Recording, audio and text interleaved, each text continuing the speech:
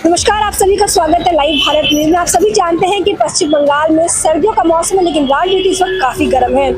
SIR से लेकर ED तक में इतना कुछ हुआ है और इसी को लेकर आज हम बात करेंगे टीएमसी के दिग्गज नेता प्रभात चंद्र तिवारी के संग।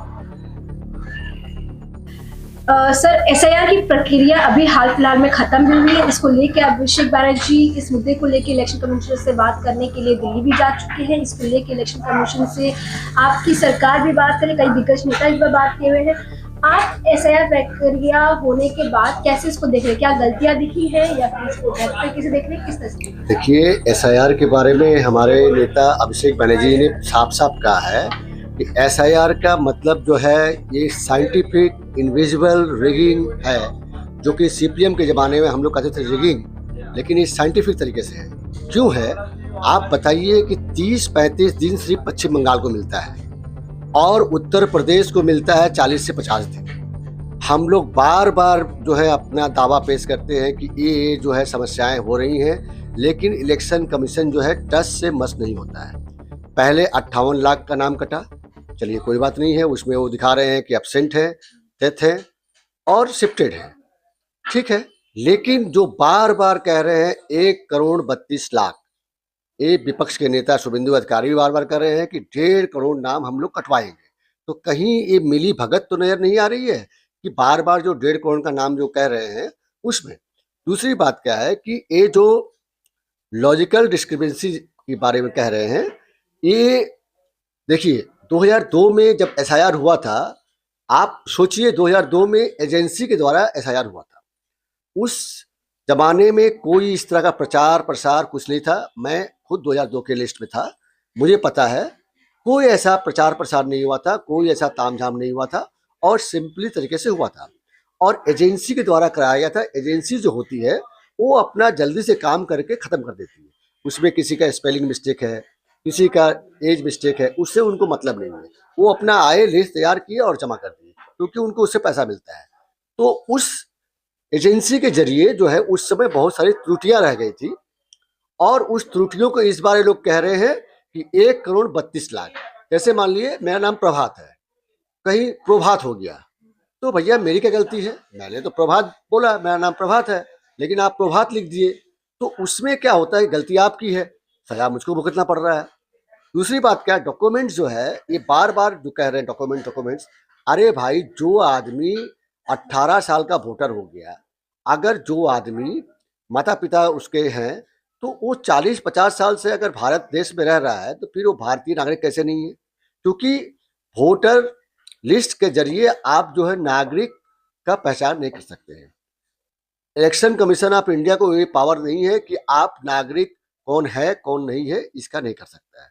तो इसलिए मैं बता रहा हूँ आपको कि एसआईआर जो हो रहा है ये सिस्टमेटिक नहीं हो रहा है और बंगाल को टारगेट करके बार बार micro observer, bar bar a observer, special observer सिर्फ बंगाल में हो रहा है। सर, इसको लेकर इलेक्शन कमीशन में बात तो चल रही है, क्या कोई रिप्लाई या कोई जवाब भी अभी तक कुछ आया है? मैं बता रहा हूँ कि ऐसा है, इलेक्शन कमीशन में हमारे प्रतिनिधि दल चाहे बंगाल लेवल पे हो चाहे दिल्ली लेवल पे हो, हम लोग बार बार गए हैं और अभिषेक जी लास्ट बार गए थे और उन्होंने जो है 5 क्वेश्चन किया था कि आप मुझे 5 क्वेश्चन का आंसर दीजिए, लेकिन आज तक उन्होंने 5 क्वेश्चन का आंसर नहीं दिया।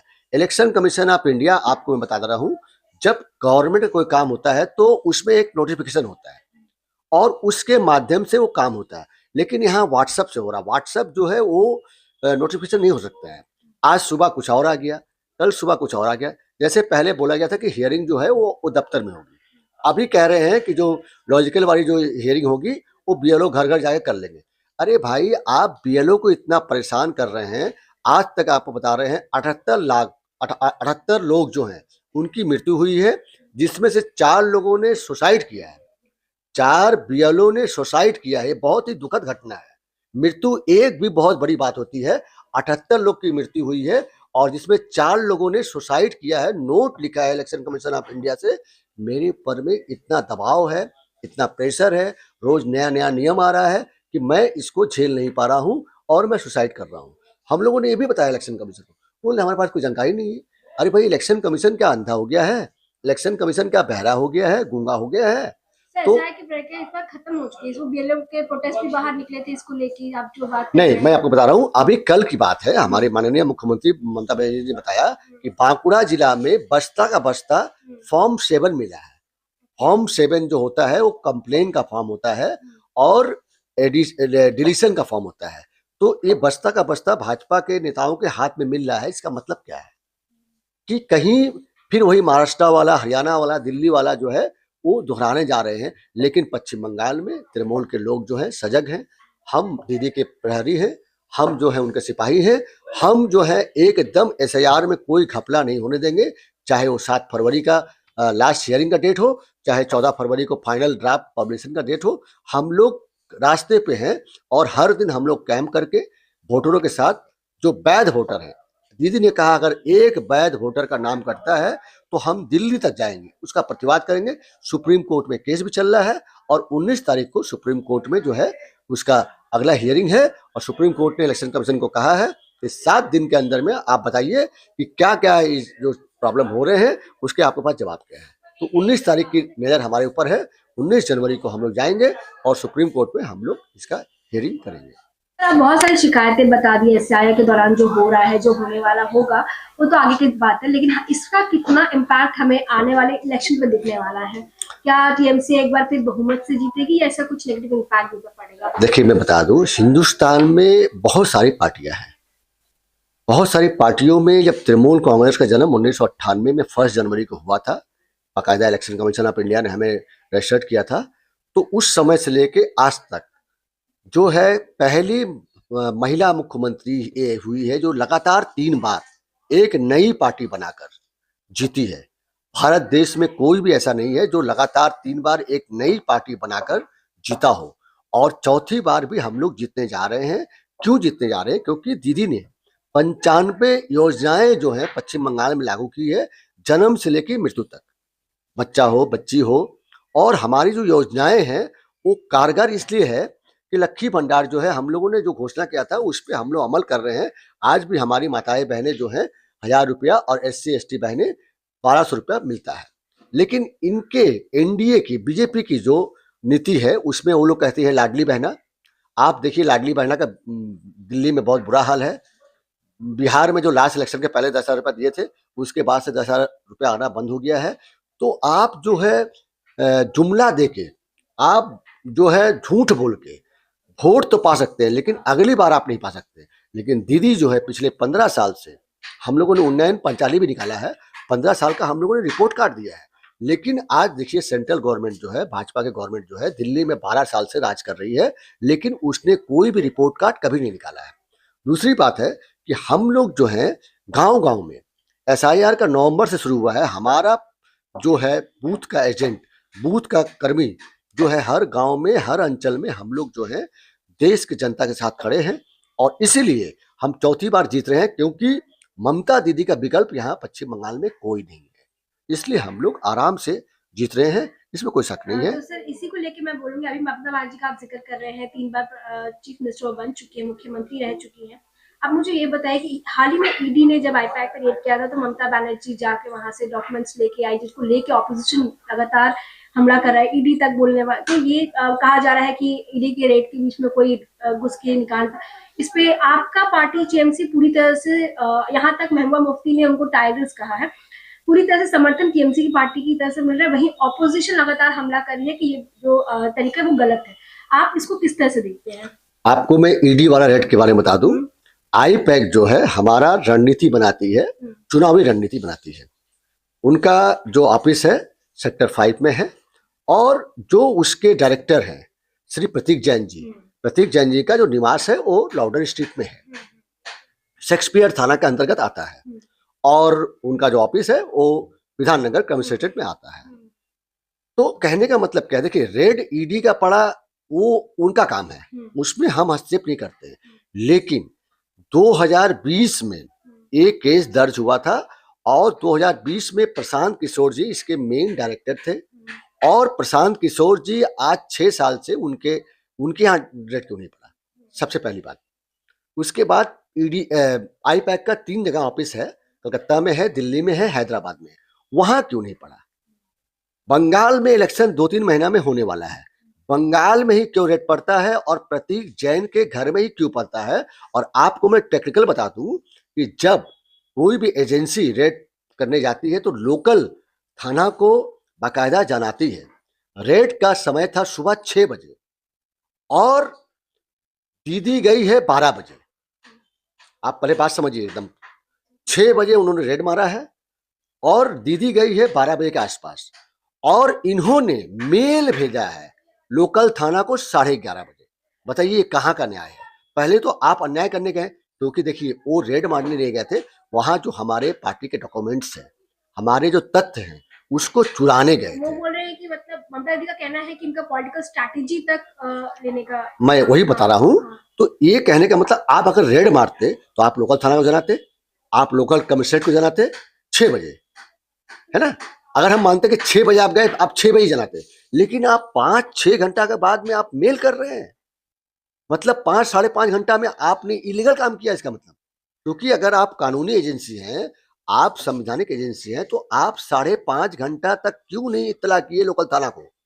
इसलिए ममता दी ने डायरेक्ट जो है वहां पहुंचकर, क्योंकि देखिए जब हमारे वो रणनीतिकार हैं, आईपैक हमारा इलेक्शन का रणनीतिकार है और उसके पास हमारे बहुत सारे डॉक्यूमेंट्स हैं, जैसे हमारे बूथ एजेंट का लिस्ट है, हमारे कैंडिडेट कौन हो सकते हैं, हमारी क्या स्ट्रेटेजी बनने जा रही है, हम चुनाव में क्या करने जा रहे हैं, वो सारे प्रोग्राम हमारे वहाँ रहते हैं।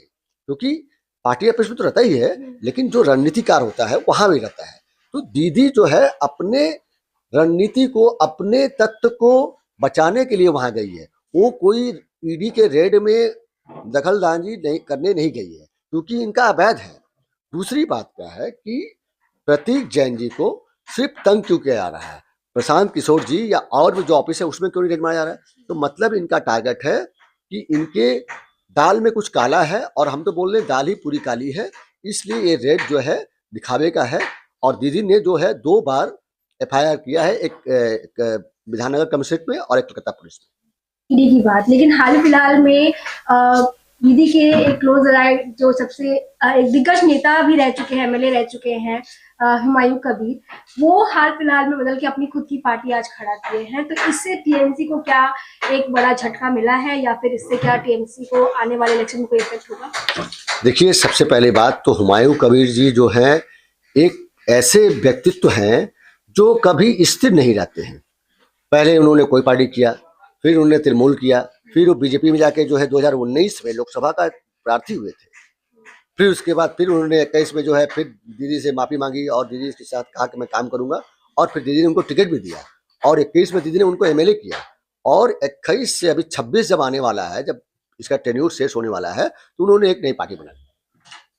सबसे बड़ी बात है कि पार्टी बनाना कोई गुनाह नहीं है, गणतंत्र है, आप पार्टी बना सकते हैं, लेकिन वो जो मजहब के नाम पे, धर्म के नाम पे, मस्जिद के नाम पे, देखिए मस्जिद मंदिर आप बनाइए, कोई असुविधा नहीं है, लेकिन आप धर्म के नाम पे पार्टी बना रहे हैं, आप मस्जिद के नाम पे पार्टी बना रहे हैं। उसके बाद मैं आपको बता रहा हूँ, वो बोल रहे हैं कि कभी बोल रहे हैं हम 100 कैंडिडेट देंगे, कभी बोल रहे हैं 150 कैंडिडेट देंगे। उसके बाद उन्होंने एक ऐसे कैंडिडेट को दिया है और 24 घंटा के अंदर फिर उन्होंने कैंडिडेट को बातिल भी कर दिया। ये क्या मनी राजनीति का वो फंडा बना रहे हैं? आपका पार्टी अभी तक ठीक से रजिस्टर्ड नहीं हुआ है, आपका पार्टी का अभी कोई रणनीति नहीं बनी है और आप कैंडिडेट डिक्लेयर कर रहे हैं, उसके बाद 24 घंटा में कैंडिडेट वापस ले रहे हैं। तो मैं आपको बता दूं, ममता दीदी के मैंने देखा है, दीदी जो है वामपंथियों से लड़ी है, 34 साल के राज को उन्होंने तोड़ा है। तो ये हुमायूं कबीर हो या कोई भी आदमी हो, मैं नाम लेना नहीं चाहता हूँ, ये लोग से कुछ होने वाला नहीं है। ये लोग अपनी सीट जीत नहीं पाएंगे, वो 200-250 सीट पे लड़ेंगे, कुछ कोई होने वाला नहीं है। ममता दीदी जीत रही है और चौथी बार मुख्यमंत्री बन रही है। तो सर इस बार आप चौथी बार मुख्यमंत्री ममता बनर्जी पर अभिषेक बनर्जी इस बार काफी दिख रहे हैं, तो क्या ममता बनर्जी की जगह इस बार अभिषेक बनर्जी ले सकते हैं? देखिए ऐसा है, ममता जी ने बार बार कहा है कि मैं 4 जनरेशन तैयार करके जाऊंगी, ये दीदी का ही वक्तव्य है। और ऑलरेडी दीदी ने, आप देखिए कि जो उनसे सीनियर लोग हैं वो एक युग के हैं, उसके बाद दीदी का एक युग है, उसके नीचे एक युग है, उसके बाद में अभिषेक बाबू हैं। तो कहने का मतलब 4 जनरेशन को लेके दीदी चल रही है ऑलरेडी। तो इसमें बोलने वाली बात क्या भाई, एक आदमी आएगा एक आदमी जाएगा, तो ये तो होता ही है। तो इसमें कोई असुविधा नहीं है। दीदी के बाद तो कोई एक कैंडिडेट तो बनेगा, कोई एक मुख्यमंत्री बनेगा। तो दीदी ने तो 4 जनरेशन तैयार कर दिया, तो इसमें कोई दो राय नहीं है कि दीदी ने दीदी के बाद जो है जो भी जनरेशन तैयार किया है दीदी, अब उस तरह से पार्टी अपना सिद्धांत लेगी। ठीक है, जाते जाते सर एक आखिरी क्वेश्चन, टीएमसी इस बार कितनी सीट निकाल सकती है? देखिए बहुमत से आएगी कि हम लोग का अभी अभी जो है हम लोग का डिजिटल कॉन्क्लेव हुआ था 12 जनवरी युवा दिवस के मौके पर। तो अभिषेक बाबू ने हम लोग को कह दिया है कि हम लोग को जो है एकदम भाजपा को 50 के नीचे उतारना है। 77 उन्होंने पाया था, इस बार 50 के नीचे उतारना है। और हम लोग जो है खुद एक टारगेट तय करके चल रहे हैं कि 250 सीट हम लोग को जीतना है इस बार। तो हम लोग 250 का टारगेट लेकर चल रहे हैं और भाजपा को 50 के नीचे उतारना है, ये हम लोग का टारगेट।